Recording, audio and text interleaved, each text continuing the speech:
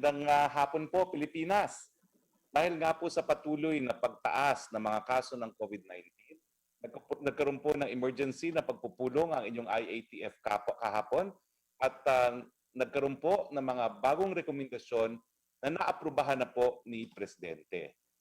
Nagnanais po tayo na itong mga bagong mga restrictions ay magre-resulta sa mas mababang numero ng COVID-19 at inaasahan din po natin na sa pamamagitan ng mga bagong mga restrictions nito ay mapipigil din ang pagkalat lalong-lalo na ng mga new variants sa iba't ibang parte ng Pilipinas. Wala po tayong lockdown. Fake news po yung sinasabi na magkakaroon daw tayo ng circuit breaker. Hindi po totoo yan.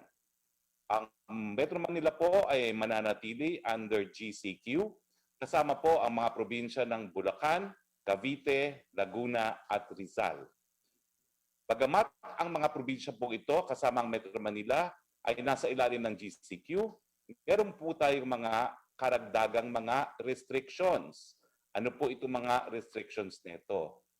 Unang-una po, bawal po ang pagbabiyahe papunta sa Metro Manila at mga probinsya ng Bulacan, Cavite, Laguna, Rizal at bawal din po lumabas ng Metro Manila at ng Bulacan, Cavite, Laguna, Rizal.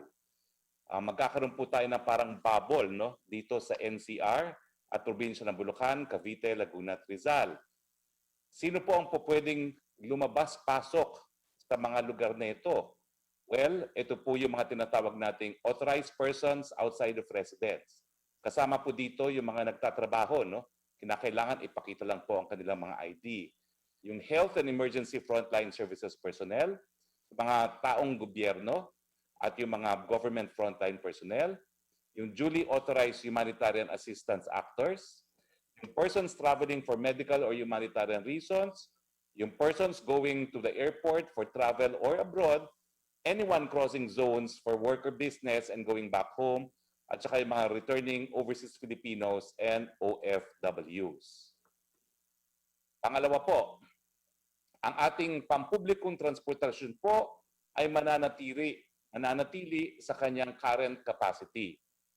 Bagamat ini-encourage po natin, hinihikayat natin ang publiko na magbisikleta o maglakad.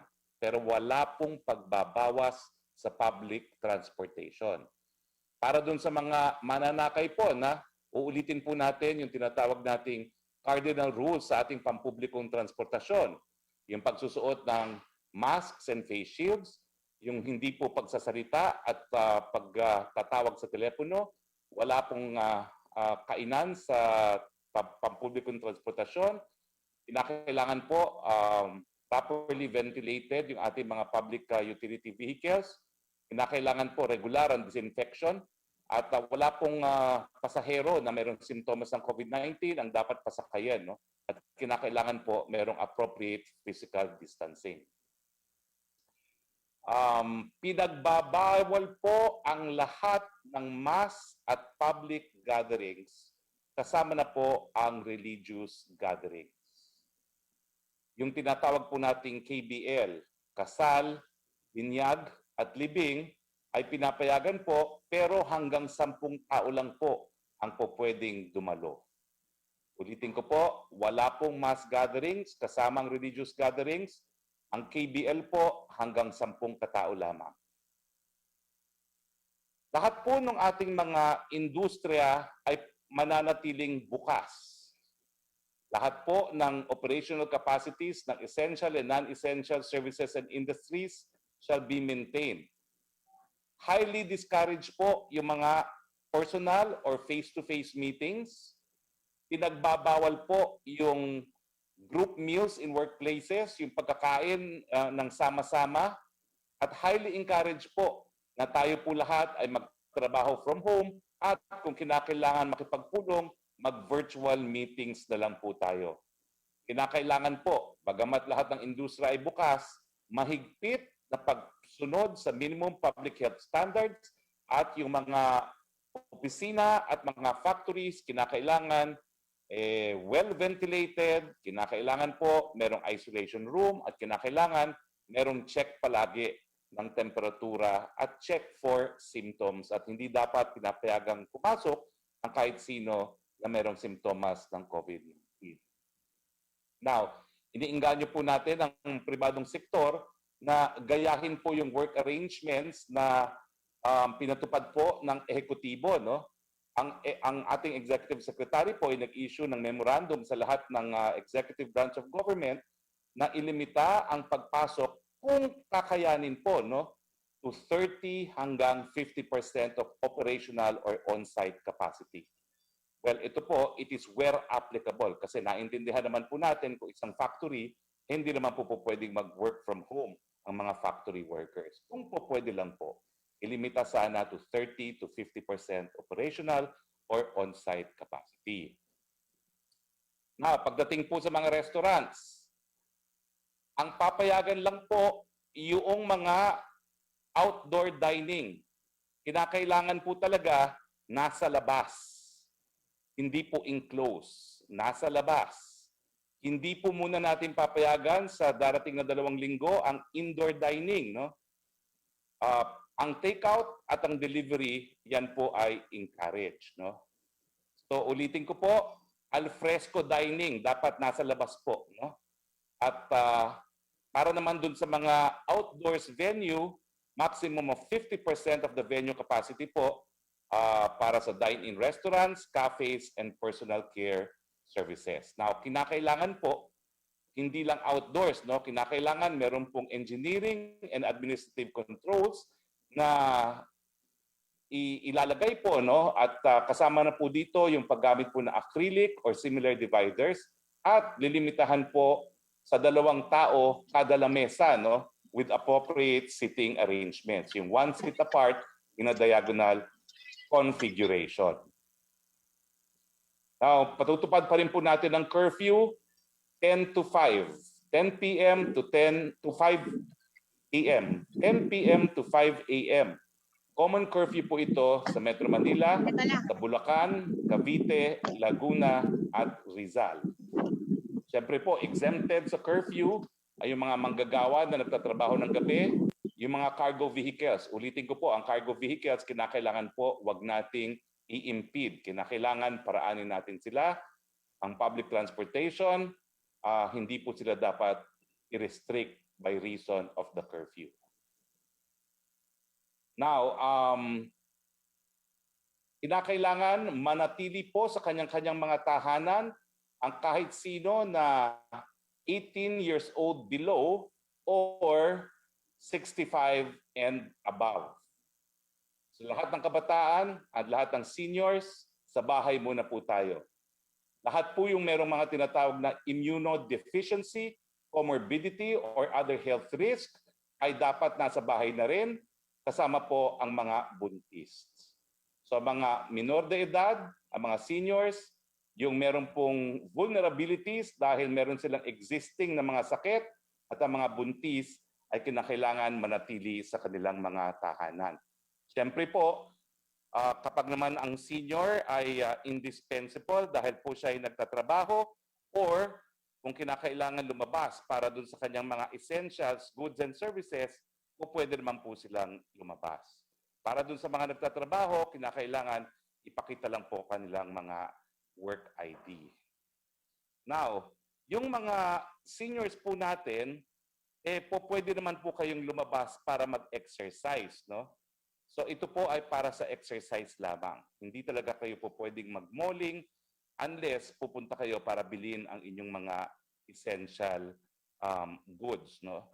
Yung mga PWDs ay po pwede rin pong lumabas, pero kinakailangan po ipakita nila yung kanilang medical certificate or kung hindi naman, yung kanilang PWD ID.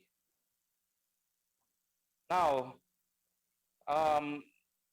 yung accepting po ng mga bisita, bukod pa po dun sa mga miyembro ng ating immediate family or ng ating household, ay strongly discouraged. Huwag na po muna tayong tumanggap ng mga bisita sa ating mga tahanan. At iniinganyo po natin ang lahat na sumagsuot ng face mask sa kanilang mga tahanan, lalong-lalo na kung meron po kayong kasamang mga seniors or merong mga vulnerabilities, yung mga merong pong pre-existing diseases, no? So mas mabuti po mag-mask at home at lalong-lalo na kung may kasamang seniors at mga vulnerables. Panandaliang pinagbabawal po ang mga driving schools, traditional cinemas and video, interactive game arcades, libraries, archives, museums, cultural centers, limited social events at accredited establishments ng DOT, and limited tourist attractions except open-air tourist attractions. Pinagbabawal din po ang sabong at yung pag-ooperate ng mga cockpits kasama na po sa MGCQ areas sa susunod na 2 linggo. Now, itong mga restrictions pong ito, no, ay applicable po sa GCQ areas in the Omnibus Guidelines in the Implementation of Community Quarantines in the Philippines as amended at maging epektibo po sa kabuuan ng Bulacan, Cavite, Laguna, Rizal at NCR. Now, ang ating DILG po ay tinalaga na siguraduhin ng ating mga LGUs po ay magsisiguro na ang mga protocols for isolation and quarantine are completed bago po ma-reintegrate ang isang tao with the community. Kinakailangan din po siguraduhin ang pagsunod sa minimum public health standards, lalong-lalo na po dito po sa mga bahay natin, kinakailangan mag-distribute ng mga mask, ng face shields, lalong-lalo na sa mga vulnerable sectors, with the barangay health workers, with the BHERTs and other barangay officials to monitor and ensure compliance of households. Kinakailangan din po masiguro ang at ma-monitor ang minimum public health standards adherence, lalong-lalo na po sa mga workplaces, no? Kinakailangan mapatupad po ang alternative working arrangements kasama po ang DOLE at DTI para po ma-monitor ang compliance ng mga workplaces sa tinatawag nating minimum public health standards. Now, ang mga lokal na pamahalaan din po ay kinakailangan sila po ay magbahay-bahay at actively find cases in the barangays with the highest cases using the coordinated operations to defeat the epidemic code visits. Ito po yung pagbabahay-bahay at paghahanap ng mga sintomas, pag-isolate ng mga may sintomas, at pag-test sa mga taong may sintomas sa pamamagitan po ng RT-PCR. Kinakailangan din po na padamihin pa at i-improve pa natin ang facility-based quarantine and isolation facilities natin sa pamamagitan po ng Oplan Kalinga. Now, ina-activate din po natin yung ating mga surge responses gaya ng sa ilalim po ng One Hospital Command Center, kinakailangan masiguro na meron tayong appropriate patient care navigation through the use of the One Hospital Command Center, Oplan Kalinga, and LGU call centers with referral of mild and moderate cases sa mga available temporary treatment and monitoring facilities or TTMFs na tinatawag. At nakikiusap naman po kami kung kayo po ay asymptomatic or mild, sa TTMF na po tayo manatili nang yung mga seryoso lamang mga pasyente ang mapunta po sa ating mga hospital. Kinakailangan po ang ating mga hospital ay damihan po yung kanilang mga kama na nakareserba para sa mga COVID na mga pasyente. 30% po ng lahat ng hospital sa pribadong hospital ay dapat i-dedicate sa mga COVID patients at 50% naman po ng lahat ng hospital sa mga pampublikong hospital ang dapat dedicated po sa mga COVID patients. Samantalang pinatutupad po natin itong mga karagdagan ng mga restrictions, patuloy po ang ating pagbabakuna at parating po sa March 24 ang 400,000 pang donated na Sinovac galing po sa China. At meron pa pong darating na 1 million doses ng Sinovac din sa March 29. Ito po yung binili natin. Meron din po tayong darating na karagdagang AstraZeneca either sa huling araw ng Marso o sa mga unang araw ng Abril. So kasama po sa strategy natin yung pagpapatuloy ng ating National Vaccination Program. Okay, I'm sure maraming mga katanungan na mga kasama natin sa Malacanang Press Corps. So simulan na po natin ang ating open forum.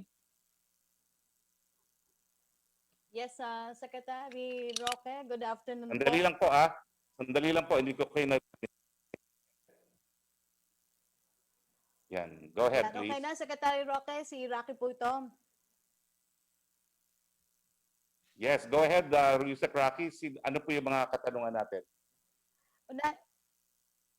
Unahin ko na lang po muna yung tanong ni Belia Carriazo ng Daily Tribune, yung pinadala niya sa heads up, ano po. Pero bukod dito po sa sinabi niyo ng 104 IFTF resolution, may proposal daw po kasi si Dr. Leah Chon to place talaga NCR, Region 3, and Calabarzon under Enhanced Community Quarantine o ECQ.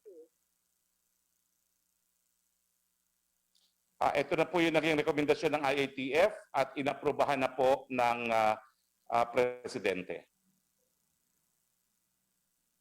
Opo. May tanong si Joseph Morong po ng GMA News. Kung pwede daw pong tumawid yung taga Metro Manila sa Batangas. Well, hindi po pwede unless it is essential travel. Kung siya ay nagtatrabaho o kung siya ay APOR. Pero hindi na po pwede nga yung movement either going to or leaving Metro Manila at kasama po yung probinsya ng Bulacan, Rizal at Cavite. Opo, Secretary Roque, susunod magtatanong si Mr. Acuña po ng via Zoom. Yeah. Go ahead, Good please, afternoon. Melo. Yeah, good afternoon, Secretary. Excuse Good me, I could afternoon. hardly adjust to the sound. But anyway, the questions are simple. Okay, should the Department of Transportation come up with new regulations, will it consider the 1 meter distance which they implemented before? Because we have an upsurge in COVID-19 cases today. Pinapatupad pa po natin where appropriate, lalo na sa ating mga tren, yung 1 seat apart. So hindi po na bago yan. Yung sa mga pang-jeepney pa naman po, 1 seat apart unless meron po silang mga barriers. Okay. Doon po sa 30 to 50% manpower sa mga kalakal at merong order na dine out lang, walang dine in, ano po ang gagawin natin dun sa pansamantalang mawawalan ng trabaho? Will the government be able to provide for the lost income nila kung mawawalan sila ng assignment during the period until April 4? Well, lilinuwagin ko po, no? Let me make it clear, hindi po natin sinara ang ekonomiya. We are recommending 30 to 50 work in premises at yung kalahati hanggang 70% sana po ay work from home. So tuloy-tuloy po ang pagtatrabaho. Meron pong kolatilya yan na yung 30 to 50 is where applicable. Siyempre po, kung ikaw ay factory, hindi ka po pwedeng mag-work from home. No? So kapag factory po na hindi po pwedeng work from home, tuloy pa rin po pagpasok sa factory pero kinakailangan mas mainting na pagpapatupad ng minimum health standards. Considering the duties of the DILG to do house-to-house campaign or checking on people, will the DILG be able to do it in gated subdivisions and high-rise condominiums in Metro Manila? Well, inaasahan po namin ang tulong ng mga village association at ng mga barangay para masiguro po na madi-discourage yung pagbibisita. No? It is highly discouraged po yung pagtanggap ng mga bisita dahil lang nais natin magkaroon ng parang mga family bubbles labang dahil iniiwasan nga natin yung additional interaction na nagiging dahilan kung bakit kumakalat nga itong COVID-19. So, inaasahan po natin ang kooperasyon ng mga village associations at mga barangay para ma-discourage po yung mga pagbibisita ngayon sa mga bahay-bahay. One last point po. Alin po kaya ang mas mabilis? Yung roll-out ng bakuna o pagkalat ng virus? Meron po ba tayong strategy para mabakunahan ang karamihan sa Metro Manila? Hindi po nagbabago ang ating strategiya. Inaasahan natin sa loob ng 2021 ay mababakunahan natin ang 50 hanggang 70 million na ating mga kababayan. No? So, pag-uusapan po sa NITAG, yung proposal nga po na itutok muna ang mga parating na bakuna dito sa Metro Manila, no? Dahil nga dito sa nangyayaring spike. At tingin ko naman po, wala po magiging hadlang dito. Maraming salamat po, Secretary. Have a nice day. Thank you. Salamat, Melo. Secretary Roque, tanong mula kay Trish Terada ng CNN Philippines. May we ask for your comment on the leaked administrative order or AO draft banning certain industries from procuring vaccines? Is this accurate?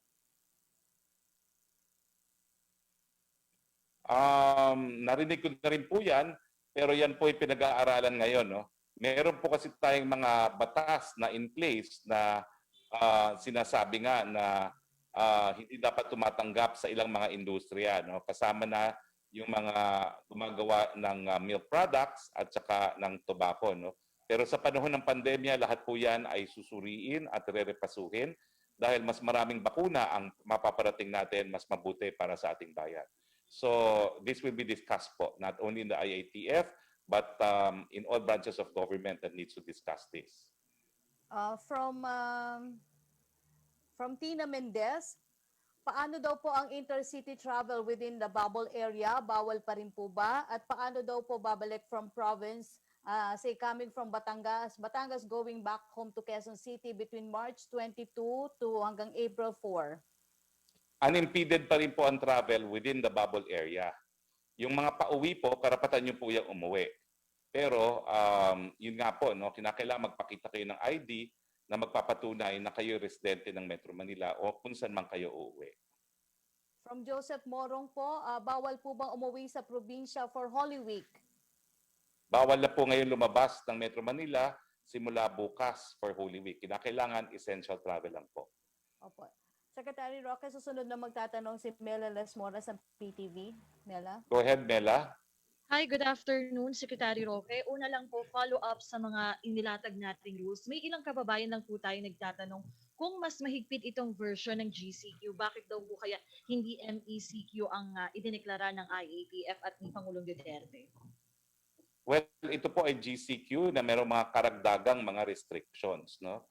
At ito po ay nakatutok dun sa mga gawain na alam natin na magkakalat ng virus. No? Kaya nga pong emphasis natin, pagbabawal ng mass gathering, pagbabawal ng mga indoor dining na alam natin na pag tayo kumain, kinakailangan tanggalin ang mask. No? At dyan po talaga nagkakahawahan. No?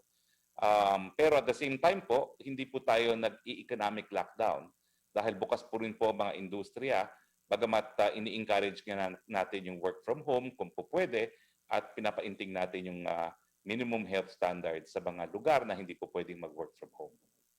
Opo. Thank you, Secretary Roque. Pangalawang question lang po. Follow-up dun sa nabanggit niyo po kanina na bawal ng umuwi nga yung mga ibang nagpaplano for Holy Week. Ibig sabihin po ba nito ay mas magkakaroon ng mahihigpit na checkpoint para mapigilan yung mga nagpaplano sanang umalis, mag-out of town? At ano pong masasabi niyo nga sa ating mga kababayan na apektado nito, mga nakapag-book na ng hotel, kumbaga nakaplano na nauuwi sa kanilang probinsya? Ano po ang mensahe ng Malacanang para sa kanila? Well, dalawa nga po yung layunin natin, no? Para mapababa yung pagkalat ng virus sa Metro Manila mismo at maiwasan yung pagkalat ng virus, lalo na yung mga variants sa labas ng Metro Manila. Dahil talagang alam naman natin na itong mga bagong variants ay mas nakakahawa, no? Kaya nga po kahapon halos 8,000 na ating mga kaso. So sana po maintindihan ng lahat na this is for the common good. Alam po natin na nagplano na kayo at talagang you are looking forward to this Holy Week break, no? Pero kung papayagan po tayo ng unimpeded travel ngayon, talagang mas mapapabilis ang pagkalat ng mga new variants sa iba't ibang parte pa ng Pilipinas, no? At yan po talaga ang ating iniiwasan. Sa tingin ko naman, maintindihan ng sambayan ng Pilipino na with 8,000 COVID cases per day, dahil nga po dito sa new variants na rin, reasonably naman po itong bubble na ginawa natin sa Metro Manila at mga karating na probinsya. Okay, panghuling question na lang po, Secretary Roque.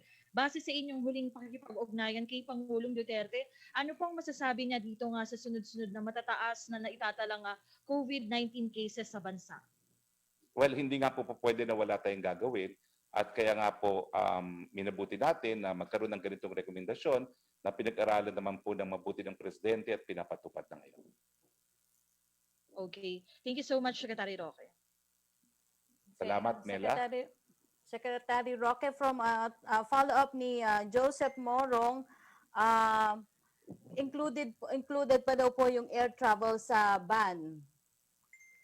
Well, hindi po kayo po pwedeng sumakay ng eroplano kung hindi po kayo babiyahe ng essential travel.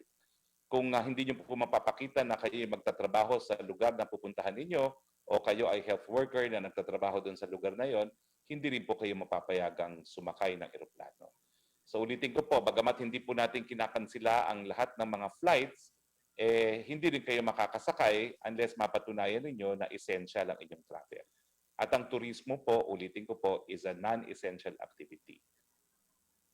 Question from Same Denilla, ano daw po ang reaksyon ng Palace sa recent tweet ni Secretary Locsin na there is a draft administrative order which seeks to ban tobacco, milk, and sugar companies from importing vaccine. Is there such a draft order? And if yes, ano po kaya ang reason why the government is considering such restriction? Well, ang sinagot ko na po yan, no? Pag-aaralan po yan. No? I think there are existing laws kasi that provide the legal basis para dito sa pagbabawal. Pero sa panahon ng pandemya, lahat naman po yan po pwedeng repasuhin. Secretary, ang susunod na magtatanong via Zoom, si Dano Tingkungkon ng GMA News. Go ahead please, Dano. Okay. Sir, yung para po dun sa mga hindi ko alam sir kung na ipaliwanag niyo na ho ito, pero maybe it merits mentioning again. Paano yung mga nasa labas ng Metro Manila ngayon, limbawa na nag-advance na sila ng bakasyon at bukas makalawa pa lang sila uuwi? Paano po yun? Makakapasok po ba sila or baka magka-problema po ba sa checkpoint o sa border? Wala naman pong problema yan kasi yung pag-uwi is essential travel. Kinakailangan lang magpakita ng ID na magpapatunay na ikaw po ay residente ng Metro Manila. Ang right to travel po is a constitutional right at hindi po natin hinahatlagan yan. That is included as essential travel. Pero yung pag-alis para po sa pagbabakasyon, sa ngayon po, hindi po yan pinapayagan. Thank you, sir. Thank you. Okay, Secretary, sadali lang po ha. May mga dumarating na tanong dito. From Heidi Sampang, bawal daw po ba ang gyms? Bawal po. Kasama po yan doon sa mga industriyang sinara natin, kasama ang mga driving schools, ang internet cafes, at iba pa pong kasama doon sa enumeration. Tanong naman po ni Tuesday New ng DCBB, paano daw po yung kung galing nakipaglibing sa magulang at need na bumalik sa tinitirhang probinsya via air travel? Well, kung kayo po'y uuwi at kayo'y taga-probinsya, basta meron po kayong ID, essential travel po yan. Ulitin ko po, pag kayo'y pauwi, essential travel po yan, kinakailangan lang ng identification na nagpapakita kung saan talaga kayo nakatira. Opo. May tanong po si Paul Jason Foss ng PIA Romblon. Sa bago bang resolution, pinapayagan pa rin ang mga returning residents or former LSIs na umuwi ng provinces? Wala na po tayong LSIs ngayon kasi matagal na pong hindi limitado ang travel. So as far as I know, wala na pong LSIs ngayon. Matagal na pong freely allowed na umuwi sa mga probinsya. Magko-comply lamang doon sa requirements sa ibang probinsya na kinakailangan merong negative PCR. So wala na pong LSIs. Opo. Question from Caroline Bongkin ng CNN Philippines. Yung hospital capacity, kailan po dapat maipatupad yung 30% for private and 50%? As soon as possible po. Opo. Question mula po kay Hana Sancho. Yung IATF ID, pwede pa po bang magamit if needed sa news coverage to travel to Bulacan and other places na na-identify na hindi muna pwede puntahan? Pwede po yan. Lahat po ng IATF IDs, maski nakasulat doon pasuna, nagkaroon po ng resolution na they will be valid until matapos po itong state of public health emergency. Opo. Question naman po mula kay Ace Romero. May comment po ba ang palace on Chinese militia vessels spotted at the Julian Felipe Reef?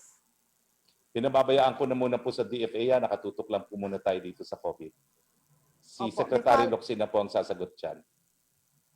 May follow-up lang po si Hana Sancho ng SMNI. Kasama po ba ang mga vendors sa bawal muna sa labas? Well, hanap buhay naman po yan, no, ang ating mga vendors, no. So, kinakailangan po talaga ay sila nangangalakal, no. Hindi po sila pinagbabawal sa ngayon. Opo. May follow-up lang po si Celerino Monte. How do you intend daw po to implement the bubble in Metro Manila and nearby provinces? Will there be more deployment of troops, checkpoints to ensure that people would go in out of these areas? At yung bubble po ba, yung nasa Metro Manila, pwedeng pumasok sa Bulacan, Cavite, Laguna, Rizal, and vice versa? Pwede po yan. Ang bubble natin, Metro Manila, Laguna, Batangas, hindi Batangas, Laguna, Bulacan, Cavite, no? At Rizal. So po pwede kayong bumiyahe anywhere freely between Metro Manila and these provinces. Pero hindi po pwedeng lumabas, hindi po pwedeng pumasok. Patutupad po natin yan sa pamamagitan ng checkpoints. Ang checkpoints po ngayon ay dati-dati kasi dito lang sa Valenzuela. Ngayon, doon na sa Bulacan, no? Sa boundary ng Metro Manila at Bulacan, sa boundary na siguro po ng Rizal at saka yung mga karating na probinsya at sa boundary ng Cavite at ng Batangas. So, magkakaroon po yan ng checkpoints at siguro bukas po si General Eleazar will announce kung nasa saan itong mga checkpoints na ito. Question from Tina Mendez ng Philippine Star. So may order po ba daw ang PNP sa checkpoint sa mga borders ng bubble area? Is this considered hard lockdown? Hindi po yan hard lockdown kasi bukas ang ekonomiya. But it is a restriction of movement kasi ang iniiwasan nga po natin na kumalat pa sa labas yung mga new variants na nasa Metro Manila na at mga karatig na probinsya. Opo. Question po mula kay DZRH Henry Uri. May cash assistance pa po bang maibibigay ang gobyerno sa mga mawawalan ng trabaho starting March 22? Henry, konti lang yung mga establishments na ating isinara. Bukas pa rin po ang ating ekonomiya. So po pwede pa rin po magtrabaho. Uulitin ko lang po na ang mga saradong mga establishmento ngayon ay ang mga driving schools, traditional cinemas, video and interactive game arcades, libraries, archives, museums, cultural centers, limited social events at accredited establishments of the DOT, limited tourist attractions except open-air tourist attractions, ang mga gyms at saka ang mga cockfighting and cockpit operations.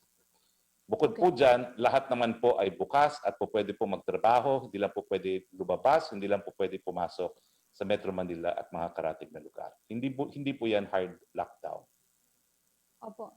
Secretary, tanong naman ni Jovi Francisco, paano po yung mga TVC shoots and tapings? TV shoots and tapings, well, hindi naman po siya pinagbabawal, no? Pero mukhang sakop sila doon sa hindi sila po pwede lumabas ng Metro Manila at hindi sila po pwede pumasok ng Metro Manila.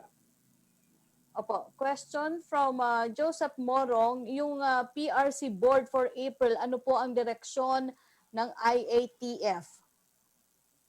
Aalamin ko po yan, no? Kasi magkakaproblema nga kung ang mga examinees ay papasok pa ng Metro Manila. So I will verify that one. No? I-verify ko po yan. Kasi Ah, alam ko, meron na pong IATF resolution dyan, pero ngayong hindi na po pwede pumasok ng Metro Manila, aalamin ko po kung they will constitute an exception kung kukuha ng PRC test. Opo. Joseph Morong pa rin po, paano po daw yung provincial buses cannot enter anymore? Hindi po natin pinagbabawal ang transportasyon. No? Patuloy po rin po ang transportasyon, pero baka masita yung mga pasahero kung non-essential travel po. Okay, Secretary, yun lang po yung ating mga nakuhan tanong sa ating mga kasamahan sa media. Good afternoon ulit, Secretary Roque. Well, maraming salamat, Yusek Rocky, at maraming salamat sa ating mga kasama sa Malacanang Press Corps. Mga kaibigan, nagkaroon po ng ganitong rekomendasyon at naaprubahan ng ating Presidente mga rekomendasyon dahil hindi naman po pwede na wala tayong gagawin habang pataas ng pataas ang numero ng mga nakakasakit ng COVID. Sana po maintindihan ninyo na bagamat marami na tayong mga plano para magbiyahe, wala naman po tayong alternatibo kung gusto natin talagang malimita yung pagkalat, lalong-lalo na ng mga new variants sa iba't ibang parte ng Pilipinas. Anyway, ito po ay para sa 2 linggo lamang at awa ng Diyos, matapos po ng 2 linggo, makikita natin yung pagbaba muli ng numero ng mga nahahawa ng COVID-19. Secretary? So nga lang po, Secretary, may pahabol lang po. Pasensya na po, may pahabol po si Henry Uri ng DCRH. Bawal na ba ang mga outing at swimming sa mga resort within GCQ? well, hindi naman po pinagbabawal ang travel within the bubble itself. Pero hindi na kayo makakalabas ng beyond Cavite. Normal kasi ng mga beaches beyond Cavite. No?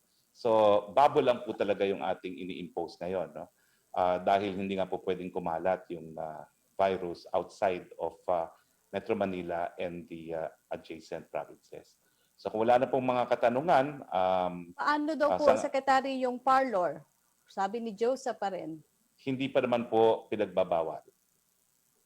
Tuloy pa rin po. Strict health protocols po. Oo. Okay. Thank you, Secretary. So, maraming salamat po. Kung talagang wala ng tanong, talaga magpapaalam na ako. No? Sa ngalan po ng ating Presidente Rodrigo Roa Duterte, ako po ang inyong spokeshari Roque nagsasabi, kakayanin po natin ito. Napakadami na po nating pagsubok na kinaya bilang isang bansa. Magbawagi din tayo laban sa COVID-19. Magandang hapon po at magandang linggo sa inyong lahat.